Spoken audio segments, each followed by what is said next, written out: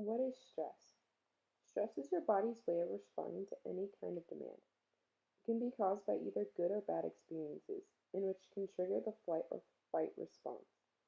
And when feeling stressed, your body releases chemicals that can give you more energy and strength. Feeling stressed can be a good thing when it is caused by a physical danger, but bad when responding to something emotional, for example, relationship problems or the loss of a family member. There is good stress and bad stress. Good stress can propel you forward to help you achieve your goals, which in the end leads you to more happiness and success. Because even though you are excited about something, you can still be stressed. In the cases of, say, a deadline, test, or giving a speech. When you have these goals, you try your hardest to meet them, which can lead to stress. But once you are prepared for these events, for example, a deadline or giving a speech, you are slightly excited, which causes good stress. Even in the case of having a test, and you are probably prepared, still you somehow stress a little bit about it.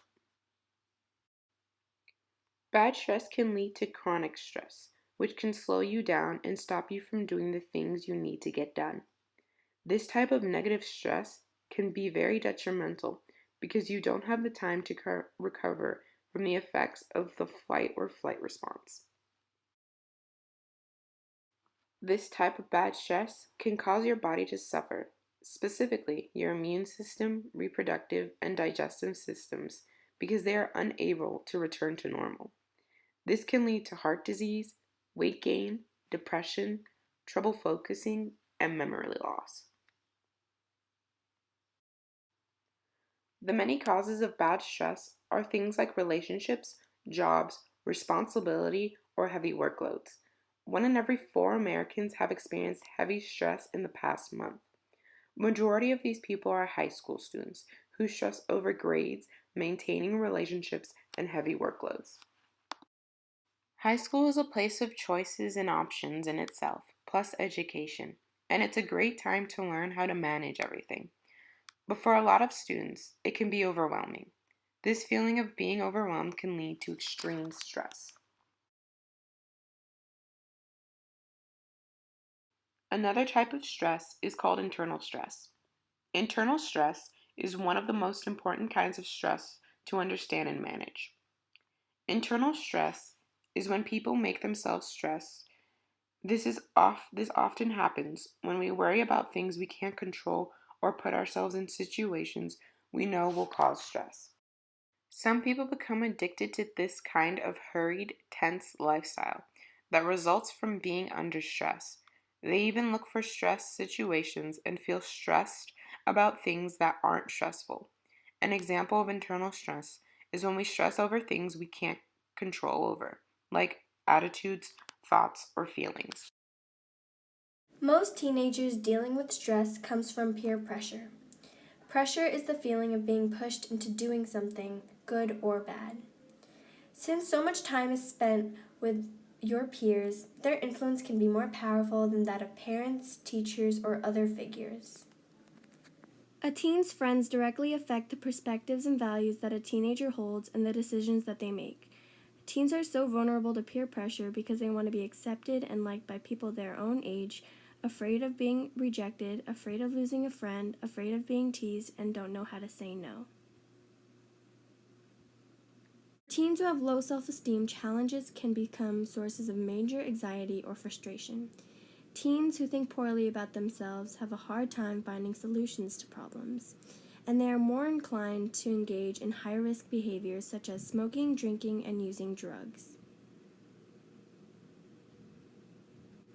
Most teens need to choose their friends wisely. Friends who can make healthy, safe, and positive decisions and help motivate a teen to follow a similar path. Friends that help us understand where we are, where we want to go, and how to get there are the most safe friends to be influenced by. Teens need to create a stronger influence that empowers themselves to align their life with it. That influence helps them use their values to define the difference between right and wrong, even if they make poor decisions because of their peers. Stress can lead to a weakened immune system. The connection between mind and body are often underestimated. Stress is so demanding on the body that the immune system suffers, making you more vulnerable to colds and infections during stress periods. Emotional eating is turning to food for comfort, stress relief, or as a reward rather than to satisfy hunger. Most emotional eaters feel powerless over their food cravings. Sometimes the strongest food cravings hit you at your weakest point emotionally.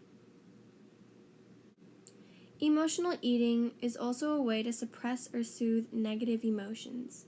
Major life events or daily life events can trigger negative emotions that can lead to emotional eating and disrupt your weight loss efforts over time. Stress also can ruin the health of your heart.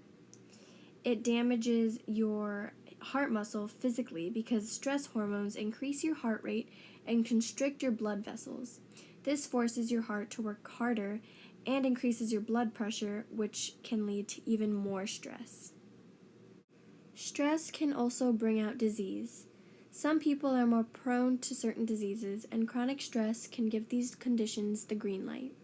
Stress has been linked to cancer, lung disease, fatal accidents, suicide, and a side effect of combining stress with alcohol